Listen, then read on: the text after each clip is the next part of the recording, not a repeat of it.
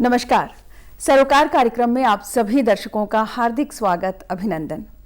दर्शकों, सरोकार कार्यक्रम में आज हम बात करने वाले हैं अटल पेंशन योजना विषय पर। इस विषय के बारे में अगर आप भी कुछ जानना चाहते हैं, जुड़ना चाहते हैं, तो आपके पास मौका है, क्योंकि आज हम स्टूडियो में बैठकर बहुत सारी बातचीत करने वाले हैं। लेकिन अगर आपके मन में ऐसा लगता है आपको कि अटल पेंशन योजना के बारे में आज तक आपको नहीं पता है, आप जुड़ना चाहते हैं, तो किस तरह से आप जुड़ सकते हैं, क्या क्या इसमें पात्रता की क्या ज़रूरत होती है और कौन ऐसे व्यक्ति हैं जो नहीं जुड़ सकते, बहुत सारी बातचीत आज हम करने वाले हैं। अपने प्रश्नों को अगर आप हम तक पहुंचाना चाहते हैं तो इसके लिए ज़रूरत है आपको हमारे स्टूडियोज़ के नंबर की। तो सबसे पहले आप हमारे नंबर्स लिख लीजिए। हमारे स्टूडियोज़ के नंबर हैं 7579428028। दूसरा नंबर है 7579428047। नंबर्स आपने लिख लिए हैं तो मिला लीजिए। 7579428028। दूसरा नंबर है 7579428047। विषय से संबंधित अगर आप प्रश्न करेंगे तो आपके प्रश्न को हम अपने कार्यक्रम में शामिल करेंगे। आपसे हर बार मैं एक रिक्वेस्ट करती हूँ, निवेदन करती हूँ कि जैसे ही आपकी कॉल कनेक्ट हो जाती है, हमसे बातचीत आपकी शुरू हो जाती है, या तो टीवी की आवाज़ को कम कर दीजिए या फिर थोड़ी सी दूरी बनाइए। उसके बाद अगर आप प्रश्न करेंगे तो आपके प्रश्न को हम स्पष्ट रूप से सुन पाएंगे, जिससे होगा ये कि आपको अपने प्रश्न का उत्तर स्पष्ट रूप से मिलेगा। विषय एक बार फिर से बता देती हूँ, अटल पेंशन योजना से किस तरह से आप लाभ उठा सकते हैं। इस विषय में विस्तृत रूप से चर्चा करने के लिए आज हमारे साथ स्टूडियो में हैं सहायक महाप्रबंधक भारतीय state bank Narendra Singh Rawat ji. Sir, बहुत बहुत स्वागत है स्टूडियो में आपका। Thank you ma'am. सर, इससे पहले कि हम अटल पेंशन योजना के बारे में विस्तृत चर्चा करें, हमारे बहुत सारे दर्शक हमसे जुड़े, मैं अपने प्रोड्यूसर शिवराम सिंह रावत जी से रिक्वेस्ट करूंगी, सर हमारे पास एक माननीय प्रधानमंत्री की बाइट है, तो उस बाइट को पहले प्ले कर दीजिए। हमने एक अटल पेंशन योजना लगाई है। भाइयों बहनों, आपने कभी कल्पना की थी कि हमारे देश का किसान 60 साल के बाद उसको पेंशन मिल सकती है? घर काम करने वाली महिला 60 साल के बाद उसको पेंशन मिल सकती है? भाइयों बहनों, अगर आप 20 साल की उम्र के हैं, 25 साल की उम्र के हैं, 30 साल की उम्र के हैं और अभी से आप पैसा जमा कराना चालू करोगे, जितना जमा कराओगे उसके अनुपात में 60 साल की उम्र होने के बाद आपको पेंशन मिलना शुरू हो जाएगा। सरकार उस पर पैसे डालेगी और आपको कभी बुढ़ापे में किसी के पास हाथ फहराने की नौबत नहीं आएगी। आपका बुढ़ापा भी सीख जाए और आप जो पैसा जमा कराएंगे, आपके स्वर्गवास के बाद वो पेंशन आपकी पत्नी को मिलेगा। आपकी पत्नी के स्वर्गवास के बाद वो पैसा जितना है, करीब करीब 8 लाख रुपया आपके बच्चों को वापस दिया जाएगा। आप कल्पना कर सकते हैं एक एक जीवन सुरक्षित बनाने के लिए किस प्रकार से काम किया जाता है। इन काम को लेकर के हम चले हैं। हमने माननीय प्रधानमंत्री को सुना। 9 मई 2015 में ये योजना शुभारंभ की गई थी और 9 मई से लेकर, यानी कि 2015 से लेकर अब 2021, यानी कि 6 वर्ष हो चुके हैं सर। फिर भी मैं जानना चाहूंगी, बहुत सारे लोग अभी भी ऐसे हैं जिनको अभी भी अटल पेंशन योजना के बारे में नहीं पता है और जिनको ज़रूरत है, उनको ज़रूरी है पता होना। तो सर, सबसे पहले तो आप बताएं अटल पेंशन योजना के बारे में स्टार्टिंग में हम क्या चर्चा करना चाहेंगे कि कहाँ से शुरुआत करें। अच्छा मैम, शुरुआत मैं यहाँ से करूँगा। ये अटल पेंशन योजना जो असंगठित क्षेत्र में काम करने वाले हमारे कामगार हैं, मजदूर हैं, जिनको सरकार से किसी भी योजना में कोई पेंशन का लाभ नहीं मिलता है, अटल पेंशन योजना उन लोगों के लिए बनाई गई है। और इसकी जो मुख्य शर्तें जो हैं, एज लिमिट 18 से 40 साल का होना चाहिए, उसका किसी बैंक में या डाक खाने में बचत खाता होना चाहिए, तीसरा आधार कार्ड उसका होना चाहिए। ये 3 मैंडेटरी बहुत ज़रूरी चीज़ें हैं। और जब भी एपीवाई का खाता खुलता है, इसमें नॉमिनेशन बहुत ज़रूरी है। अगर शादीशुदा है तो वाइफ उसकी नॉमिनी होगी, और अगर शादी नहीं हुई है तो वो नॉमिनी किसी को भी रख सकता है, लेकिन शादी होने के पश्चात नॉमिनी उसको अपनी वाइफ को ही बनाना होगा और नॉमिनी का भी आधार कार्ड उसको बैंक में देना होगा। और इसमें सबसे बड़ी चीज़ ये है 18 से 40 और 60 साल जब व्यक्ति रिटायर होता है तो 60 साल तक आपको अपनी मासिक किश्तें जमा करनी होती हैं। तो इसमें 5 स्लैब्स भारत सरकार ने बनाया हुआ है। 60 साल के बाद आप 1000 रुपये की भी पेंशन ले सकते हो, 2000 की भी ले सकते हैं, 3000 की भी, 4000 की भी और 5000 रुपये की भी पेंशन आपको 60 साल के उपरांत मिलेगी। ये हम ही डिसाइड करेंगे? कौन डिसाइड करेगा सर ये? नहीं, ये तो जिनको पेंशन चाहिए वो डिसाइड करेंगे या सरकार की तरफ से डिसाइड किया जाता है? नहीं मैम, इसमें सरकार का कोई भूमिका नहीं है। ये तो जो हमारे लाभार्थी हैं, जो भी अकाउंट होल्डर एपीवाई के बनना चाहते हैं, ये उनके ऊपर हैं। लेकिन अब जैसे मान लिया जाए 18 साल में कोई एपीवाई की योजना ज्वाइन करता है तो 60 साल तो 42 साल तक उसको अपनी मासिक किश्तें जमा करती रहनी है। जो व्यक्ति जितना जल्दी इस योजना में शामिल होगा तो उसका जो अमाउंट पर महीने उसको पेंशन के लिए जमा करनी होती है वो थोड़ी कम होगी। हम प्रीमियम कह सकते हैं। हाँ, प्रीमियम। अगर मैं 40 साल में कोई पेंशन योजना ज्वाइन करता हूँ एपीवाई, 60 साल तक मुझे देना है और मैं 5000 रुपया चाहता हूँ तो मेरा जो मासिक प्रीमियम है वो बहुत ज़्यादा होगा अगर मैं कंपेयर करूं 18 साल में जिसने 5000 रुपये के लिए एपीवाई योजना में अपना हिस्सेदारी शुरू की थी और 18 साल में 5000 रुपये लेने के लिए तो उसको मासिक 210 रुपये देने होते हैं। जो आप लेट ज्वाइन करोगे तो आपका जो मासिक प्रीमियम है वो बढ़ता रहेगा। तो मासिक प्रीमियम आपका 2 चीज़ों पे निर्भर करता है, आप कितनी राशि की पेंशन चाहते हो और दूसरा आपकी उम्र क्या है जब आपने ये योजना ज्वाइन की है। बिल्कुल, मतलब लाभार्थी के ऊपर है कि आप जो है 60 वर्ष की आयु के बाद कितनी धनराशि आप पेंशन के रूप में चाहते हैं और आपकी उम्र कितनी है। सबसे बड़ी बात यहीं पर आके डिसाइड होती है। एक तो ये कि आप मासिक पेंशन कितनी चाहते हैं और दूसरा आपकी उम्र कितनी है।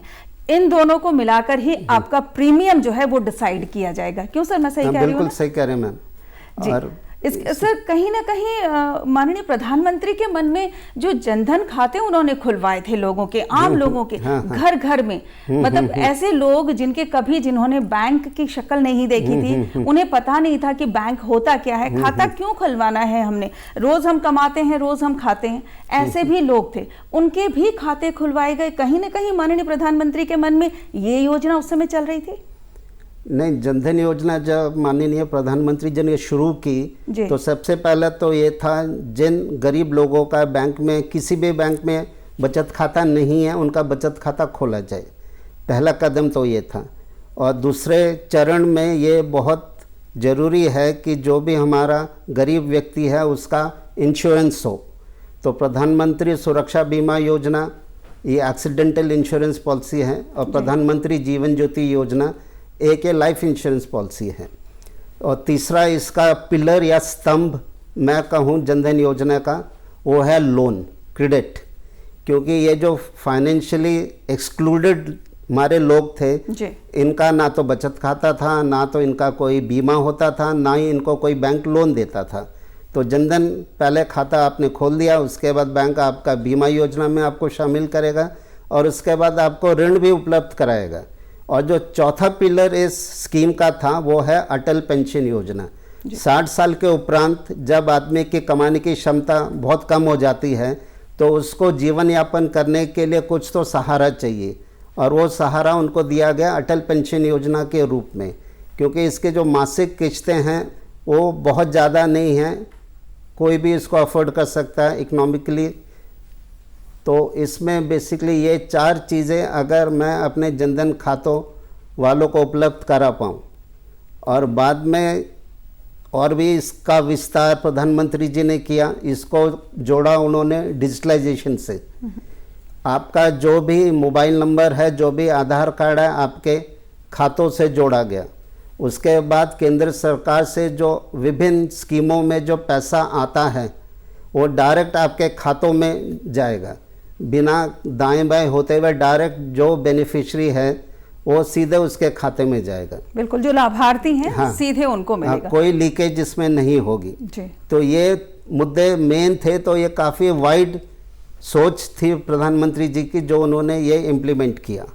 और अटल सर, जैसे असंगठित जितने लोग हैं आप बता रहे हैं, उसमें हमारे जो रेडी ठेली पे काम करने वाले हैं, छोटा जिन्होंने उद्योग खोल रखा है, सब्जी बेचने वाले हैं, रिक्शा चलाने वाले हैं, उनकी डेली की आमदनी इतनी होती है कि वो अपना गुजर बसर कर लेते हैं। लेकिन जब तक आपके हाथ पैर चल रहे हैं, आपके शरीर में ताकत है, तब तक तो आप काम कर सकते हैं और उस रोजी रोटी आप कमा सकते हैं, खा भी सकते हैं। लेकिन जैसे जैसे हमारी उम्र होती है वृद्धावस्था की और हम जाते हैं, 60 साल की उम्र के बाद जो है, जब हम हाथ पैर हमारे काम नहीं करते, तब हम घर पे बैठ जाते हैं। उस समय भी हमें, अगर हम अटल पेंशन योजना से समय में जुड़ जाते हैं, समय से लाभ उठा लेते हैं, तो हम 60 साल के बाद भी इज्जत से अपने घर पर बैठकर अपनी कमाई हुई पैसे से पेंशन प्राप्त कर सकते हैं। तो बिल्कुल सही है मैम, बिल्कुल सही कहा ना सर मैंने? नहीं। अच्छा सर, पात्रता आप बताएं। जैसे अभी आपने कहा कि 18 साल से 40 वर्ष के आयु के बीच होनी चाहिए, और क्या क्या चीज चाहिए? नहीं मैम, मुख्य जो इसमें शर्तें हैं APY ज्वाइन करने के लिए जी, वो 18 से 40 साल का आपका एज ग्रुप होना चाहिए जी।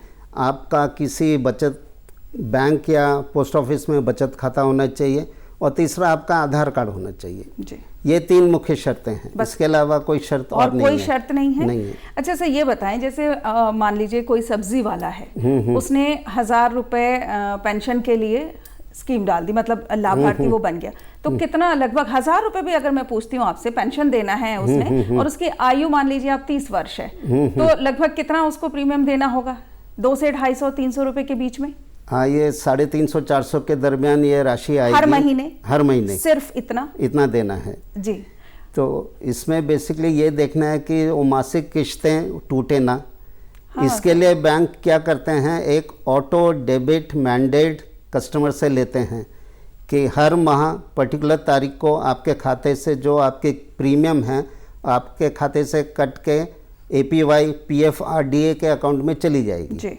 तो इसलिए आपको ये बहुत इंश्योर करना है कि जो तारीख आपकी किश्त की है उस तारीख में आपके खाते में उतना आपका प्रीमियम का पैसा होना चाहिए। सर, ड्यूरिंग कोविड, अभी जब कोविड में लोग घर बैठ गए, हाँ, बाजार बंद, जो रोज कमाने वाले लोग थे उनके अकाउंट में पैसे नहीं थे, उस समय क्या किया? बैंक की तरफ से कोई किसी तरह की हेल्प हुई उन लोगों को जो अपना किश्त नहीं भर पाए? जो महीने का, अगर माना किसी ने 5000 रुपए मुझे पेंशन चाहिए, तो 1000 रुपए के आसपास मेरा प्रीमियम जा रहा है, तो मैं 1000 रुपए नहीं पे कर पा रही हूँ, ना मेरे पास पैसे हैं, तो उस स्थिति में क्या हुआ?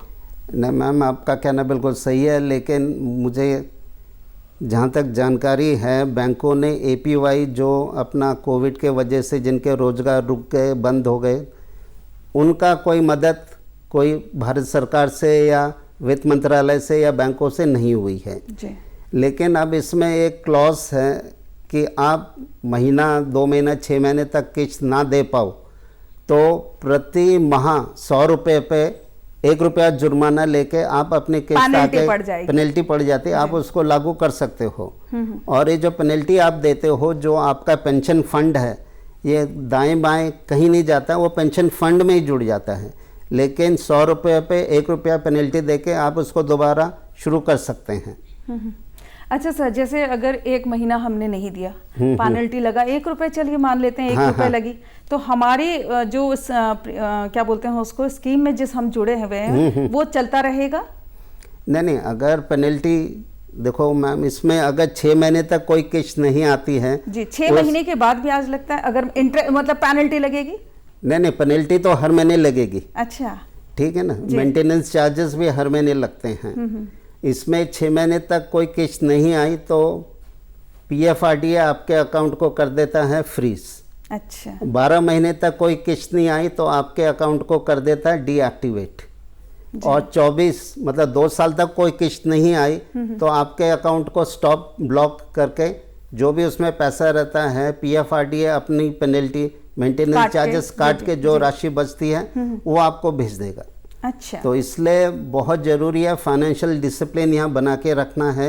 महीने महीने जो मेरी किश्त है अगर मैं उतना पैसा अपने बैंक के खाते में रखूँ जिससे मेरा ऑटो डेबिट मैंडेट चले, तो इतना तो प्रिकॉशंस हर किसी को लेना ही लेना है। सर जैसे ड्यूरिंग लॉकडाउन अभी बहुत सारे लोग थे जो घर बैठे हुए थे, जैसे अभी हम बात कर रहे हैं, तो सरकार की तरफ से ये भी आया था कि भाई अभी जितने भी लोगों के प्रीमियम है उसमें थोड़ा सा बैंक जो है थोड़ा सा फ्लेक्सिबल हो जाए या उनके ऊपर पेनल्टी न लगाए, इस तरह से भी लोग लेकिन बहुत परेशान हैं। अभी भी उनके पास कई बार ऐसा होता है उनकी जो महीने की प्रीमियम जाती है वो नहीं कटी, 1 महीने की नहीं कटी, 2 महीने नहीं कटी, 3 महीने, लेकिन चौथा महीना जैसे ही आया उनके अकाउंट में अगर 5,000 रुपए आते तो 4 महीने की किस्त एक साथ काट देते हैं।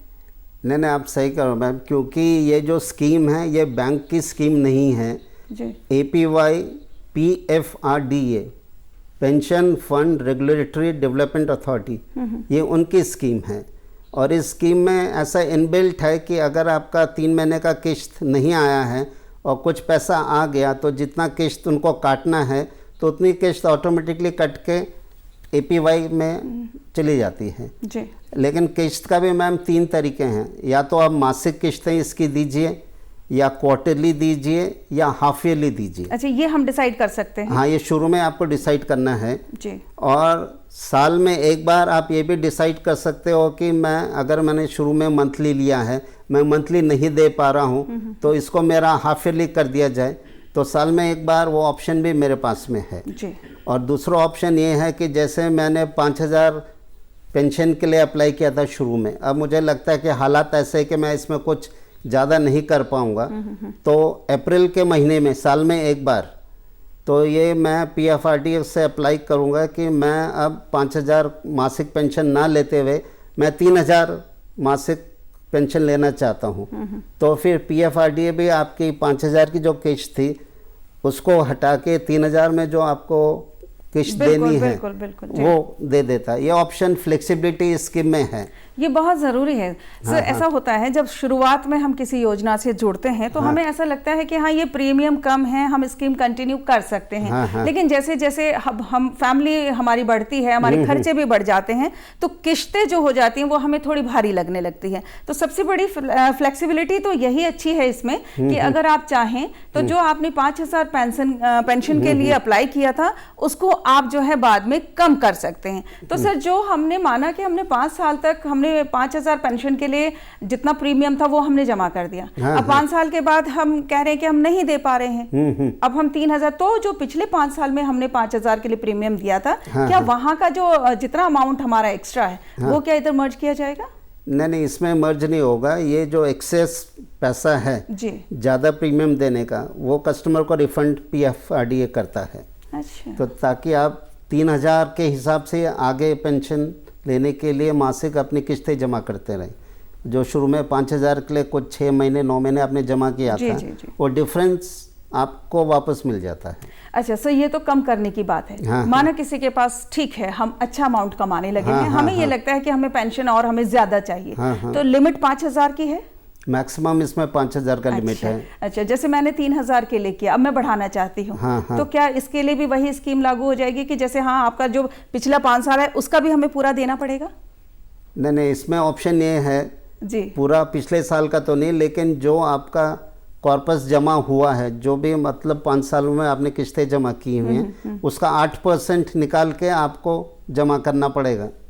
अच्छा, विद इंटरेस्ट? हाँ, नहीं 8% विद इंटरेस्ट नहीं, जो भी कॉर्पस जमा है उसका 8% आपको जमा करना है जी, जिससे आपकी जो किस्त आप 3,000 से 5,000 करना चाहते हो वो 5,000 हो जाएगी, और उसके बाद फिर 5,000 वाली जो मंथली किस्त है वो आपको देनी है। अच्छा सर, अभी भी बहुत सारे लोग ऐसे होंगे जो अभी इस योजना से नहीं जुड़े हैं, किस तरह से जुड़ें, क्या प्रचार प्रसार का काम कर रहे हैं, क्योंकि ये बैंक के हाथ में है, वो बैंक जो है घर घर जाकर लोगों तक अवेयरनेस किस तरह से फैला रही, क्योंकि बहुत सारे लोग अभी हैं जिनको ज़रूरत है लेकिन अभी भी वो जुड़े नहीं हैं। नहीं, इसमें हर ज़िले में हमारा LDM होता है, लीड डेवलपमेंट मैनेजर, तो ये उसका दायित्व होता है कि गांव-गांव ब्लॉक्स वगैरह में जाके एक फाइनेंशियल लिटरेसी का कैंप करें, और जो प्रधानमंत्री जी की सामाजिक सुरक्षा योजना है जिसमें APY भी एक महत्वपूर्ण अंग है, उसके बारे में ग्रामीण को जानकारी दे, और ऐसे लोगों को जानकारी दे जिनके पास अभी छोटा मोटा रोजगार है, जी। क्योंकि जो महीने के किस्त जमा कर पाने की क्षमता रखते हों, ये स्कीम उन पे टारगेटेड है। तो पूरा जानकारी देते हैं और ये जो मॉनिटरिंग इसकी होती है APY की, PFRDA भी मॉनिटरिंग इसकी करता है, डिपार्टमेंट ऑफ फाइनेंशियल सर्विसेज वित्त मंत्रालय वो भी करता है, थोड़ा फॉलोअप शासन से भी होता है, बाकी SLBC भी इसका फॉलोअप करती है कि क्या क्या प्रगति किस टारगेट के हिसाब से जिले में हो रही है नहीं हो रही है। अच्छा, मॉनिटरिंग की हाँ, जाती मॉनिटरिंग है। की जा रही जी। है। अच्छा सर, माना किसी व्यक्ति ने पेंशन के लिए 5,000 पेंशन के लिए इस योजना से वो जुड़े हैं, हाँ हाँ 60 साल से पहले ही अगर उनकी मृत्यु हो जाती है तो ऐसी स्थिति में क्या होता है? नहीं, ऐसे केसेस में जो उनका नॉमिनी है, अगर मान के चलता हूँ पति का खाता था, पति की मृत्यु हो गई, जी। तो उनकी वाइफ उसकी नॉमिनी है, तो वाइफ के प्रीमियम है आगे कंटिन्यू करना पड़ेगा उन्हें? नहीं, माना वाइफ- हमने 60 साल तक देना है, हाँ, बट ये है हम मानते हैं 55 साल में अगर किसी की मृत्यु हो गई, हाँ। तो ये 5 साल जो बचे हुए हैं ये प्रीमियम कौन पे करेगा? नहीं हाँ, तो इसमें ये ऑप्शन वाइफ को दिया जाता है। जी। हस्बैंड जिस एज में 60 साल का हो जाता है, अगर 55 में मृत्यु हुई जी। है तो 5 साल तक वाइफ उसकी प्रीमियम जमा कर सकती है अगर क्षमता है तो। जी। और अगर वो कहीं मैं नहीं कर सकती हूँ तो जो भी उसका कॉर्पस इकट्ठा हुआ है वो वाइफ को दे दिया जाएगा। एक मुश्त दिया जाएगा या पेंशन वाइफ के लिए नहीं, स्टार्ट एक की मुश्त, जाएगी? एक मुश्त दिया जाएगा। तो सर नॉमिनी अगर हैं तो पेंशन उनके लिए स्टार्ट नहीं होगी? अगर वाइफ हैं हाँ। तो जैसे पति की मृत्यु के बाद हाँ, वाइफ हैं तो वाइफ को पेंशन नहीं मिलेगी? नहीं, अगर वो 60 साल तक 55 में पति की मृत्यु हुई या 5 साल तक कंटिन्यू करे 60 साल, जी, तो उसके बाद ही वाइफ को पेंशन मिलेगी। अच्छा सर, इस बात को मैं आगे कंटिन्यू करूंगी। हाँ, कॉलर हैं जुड़ रहे हैं, पहले कॉल ले लेते हैं। हाँ। हेलो। हाँ जी, नमस्कार। जी नमस्कार सर, नाम बता दीजिए। लाल सिंह बोला अल्मोड़ा से। लाल सिंह जी, किस जगह से कॉल किया आपने? अल्मोड़ा से। अल्मोड़ा से। जी पूछिए, क्या जानना चाह रहे हैं आप?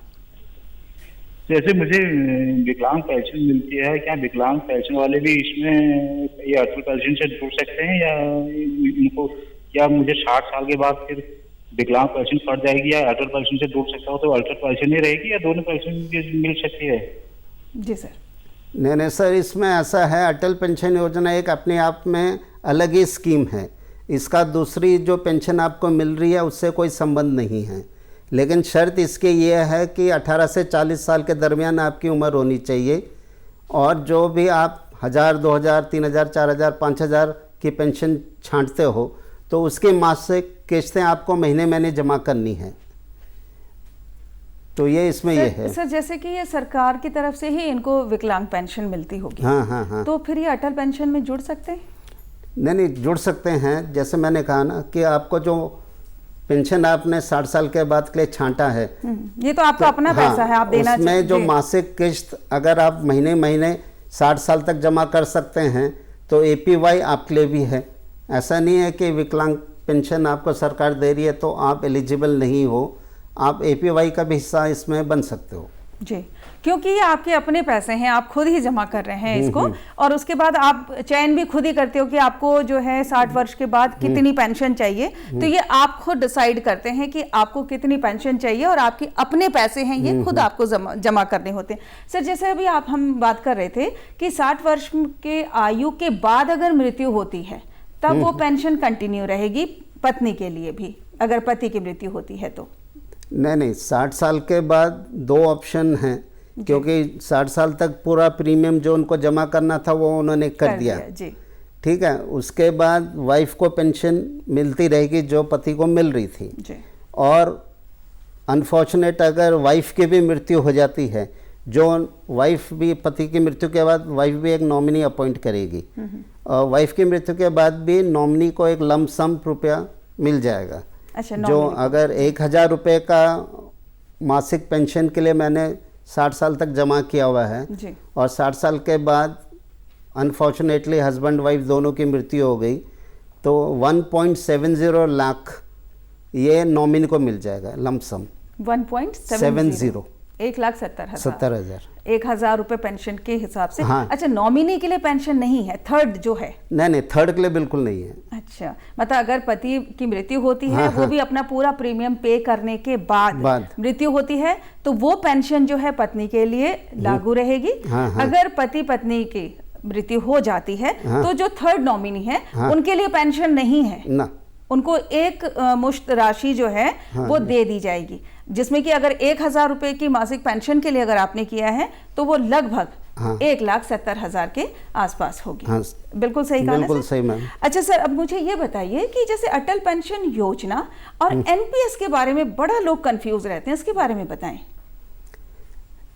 नहीं मैम, देखो जो एनपीएस स्कीम आई थी जी 2004 के बाद राज्य सरकार, केंद्र सरकार और पब्लिक सेक्टर अंडरटेकिंग्स जो पहले अपने कर्मचारियों का पेंशन का कंट्रीब्यूशन अपने ही पेंशन फंड में, हर विभाग के अपने अपने पेंशन फंड होते थे, उस पेंशन फंड में डालते थे।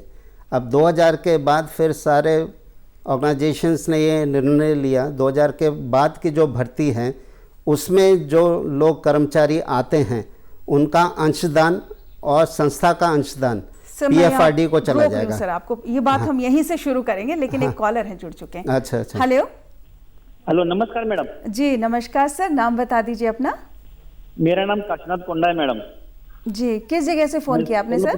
सोलंपुर, महाराष्ट्र से बात कर रहा हूँ मैडम। जी सर, पूछिए, प्रश्न पूछिए। मैडम, मैंने 2000 कम से कम 3 साल पहले प्रधानमंत्री पेंशन योजना का लाभ लिया था मैडम। तो मैंने कम से कम 1.5 साल 2 साल भरा है उसको। तो लॉकडाउन की वजह से मेरे पर्सनल जो फोन लिया था ईएमआई का जो फोन लिया था, तो उसके से चेक बाउंस हो गए। तो बैंक में भी मेरा क्रेडिट खराब हो गया, तो बैंक का लॉक कर दिया अकाउंट। तो दूसरे अकाउंट में आप ट्रांसफर कर सकते हैं क्या मैडम? नहीं, तो आपका सवाल क्या है? आपने अटल पेंशन योजना में अटल पेंशन योजना से जुड़े थे आप? हाँ सर, हाँ मैडम, जुड़ा हूँ। अटल पेंशन योजना से?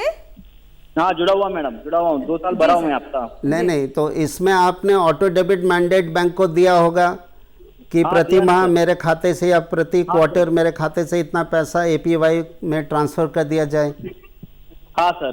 तो आपने चेक किस चीज के दिए थे बैंक को? क्या सर, चेक? आपने चेक जमा किया होगा ना जब हम बैंक में किसी। जी हाँ, जमा किया मैडम, जमा किया। तो लॉकडाउन की वजह से मेरा चेक बाउंस हो गया, बैंक का अकाउंट बंद हुआ मैडम। तो दूसरे बैंक में ट्रांसफर कर सकता हूँ क्या, वही पूछ रहा हूँ। तो नहीं, तो कितना टाइम हुआ? लॉकडाउन तो पिछले साल की बात है और इस बार अभी हुआ लास्ट ईयर की बात। कम से कम अभी देखो ना मैडम, गए मार्च तो कम से कम एक 15-16 महीने हुआ, 18 महीना हुआ, 12-18 महीना हुआ। 15-16 महीने में आपका अकाउंट बंद हो गया, आप ये बता रहे हैं? उसको आप दोबारा से खोलना चाह रहे हैं, कंटिन्यू करना चाह रहे हैं उसको? हाँ सर। जी सर, ये तो हो सकता है, पॉसिबल है ये तो। नहीं, अब जैसे मैंने शुरुआत में कहा था ना कि प्रति 100 रुपये पे 1 रुपया का पेनल्टी देके आप ये अपना योजना को शुरू कर सकते हैं दोबारा से। तो आपके जितने महीने का। तो आपको दिक्कत क्या आ रही है? अकाउंट में क्या बोल रहे हैं, अकाउंट के अंदर अभी जो मेरा है ना, जो लोन का भी चेक बाउंस हो गया ना, तो उसका 25,000 पे करो बोल रहे। अच्छा, पहले उसको पे करने के लिए बोल। जी हाँ, 25,000। अब मेरी उतनी क्षमता नहीं है 25,000 पे करने के लिए। जी, दंड है जो फाइन है ना उसका, तो चेक बाउंस हो गया, उतना अमाउंट उसका उतना हो बोल के बोले उन्होंने 25,000। अच्छा, तो उतना पैसा नहीं मेरे पास भरने के लिए। आपने उसी अकाउंट से कुछ और चीज भी लिया है, इसका मतलब? हाँ, लिया था मैडम। फ्रेंड को भी मैंने मोबाइल दिलाया था और मैं भी टीवी लिया था और दूसरे को भी दिलाया था मैं। हाँ, तो यही दिक्कत तो ये हो गई ना आपके पास। असल में ये है कि आपका अपना अमाउंट जो अटल पेंशन योजना वाला है सर, वो भी प्रीमियम नहीं जा रहा है। ये बात सही है। नहीं, ये कह रहे हैं इनके खाते में पैसे हैं, लेकिन बैंक वाला ये पैसा कह रहा है कि आप पहले लोन की किस्तें जमा करो, अटल पेंशन योजना की किस्त बाद में देना। लेकिन ऐसा नहीं है। एक टोल फ्री नंबर हमने आपको यहाँ डिस्प्ले किया हुआ है, तो उस पर आप ये चीज़ें टोल फ्री उनसे शिकायत कर सकते हो या पूछ सकते हो कि क्या जो बैंक कर रहा है सही कर रहा है। सर, 2 मुद्दे जुड़ गए इनके। हाँ। इन्होंने कुछ सामान लिया, हाँ, ईएमआई जाती है उसके अकाउंट से, है ना? तो वो ईएमआई भी ये नहीं जा पाई क्योंकि लॉकडाउन के चक्कर से काम नहीं हुआ, तो इनका क्रेडिट नहीं हुआ बैंक में। तो इसकी वजह से जो ईएमआई जा रही थी, तो पहले वो डिपॉजिट करना पड़ेगा इनको। सबसे बड़ी बात तो ये हो गई। तो इसी वजह से हो सकता है क्या, इसी वजह से इनका, लेकिन अटल पेंशन योजना का तो प्रीमियम बड़ा कम होता है, इसको हम ये स्टार्ट कर सकते हैं। नहीं, तो तभी मैं ये कह रहा था ना, जो भी आपका हेल्पलाइन नंबर है आप उसमें ज़रूर पूछ लीजिए कि ये जो बैंक कर रहा है वो सही कर रहा है या गलत कर रहा है। क्योंकि अब ऐसा नहीं है कि बैंक आपको फोर्स करे कि पहले आप लोन की किस्तें जमा करो, फिर कुछ बचेगा तो APY आपका शुरू कर देंगे दोबारा, ऐसा नहीं है। आप ज़रा टोल फ्री नंबर पे ज़रा डिटेल पे उनको अपनी समस्या बताओ तो कुछ ना कुछ समाधान वो बताएंगे। बिल्कुल, और अटल पेंशन योजना में जो आपका प्रीमियम कटता है उसको आप चालू करा सकते हैं। आप बैंक में जाके खुद बात भी कर सकते हैं। जो प्रोडक्ट भी आपने लिया है उसका EMI अगर आपने पे नहीं किया है तो उसके लिए आप बात कर सकते हैं, क्योंकि कहीं ना कहीं बैंकों ने थोड़ी बहुत मदद की है। मदद इसलिए की है कि आप थोड़ा बाद में जाके वो EMI दे सकते हैं विद इंटरेस्ट, लेकिन आपको ये नहीं किया जा सकती कि अटल पेंशन योजना का प्रीमियम जो है आप अपने अकाउंट से कटवा सकते हैं। इसके लिए आपको बाध्य नहीं किया जा सकता, लेकिन इसके लिए आपको अपनी जो नियरेस्ट बैंक की जो शाखा है आपकी, वहां पर जाके आपको बात करनी होगी। सर, बातें अभी बहुत सारी हैं लेकिन हम समय सीमा में बंधे हुए हैं, तो आज की चर्चा को हमें यहीं पर विराम देना होगा। स्टूडियो में आने के लिए, समय निकालने के लिए आपका बहुत बहुत धन्यवाद। नमस्ते मैम। सरोकार कार्यक्रम आपको कैसा लगा?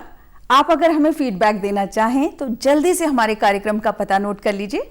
हमारे कार्यक्रम का पता है सरोकार कार्यक्रम, दूरदर्शन केंद्र, हरिद्वार बाईपास रोड, निकट रिस्पना पुल, देहरादून, उत्तराखंड। अगले शुक्रवार सरोकार कार्यक्रम में एक नए विषय के साथ हम फिर से उपस्थित होंगे। तब तक के लिए सरोकार की समस्त टीम को दीजिए इजाजत। नमस्कार।